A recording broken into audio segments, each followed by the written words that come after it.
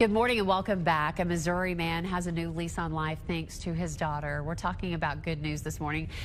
John Ivanowski was diagnosed with a form of kidney disease. This was just 2 years ago, and it caused his immune system to attack his kidneys. Well, after being placed on dialysis, his doctor told him he needed a kidney transplant. John told his daughter, Delaney, he didn't want her trying to donate one of her kidneys, but she had other plans.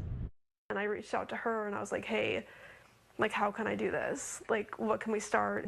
And then as soon as he was good enough, basically, for the transplant, they started running me through a bunch of tests. After keeping it secret for 8 months, John finally received a new kidney and didn't find out till after the operation that it was Delaney's. She walked into the hospital room, and of course, he was very emotional. He said he's grateful not to be hooked up to a machine anymore.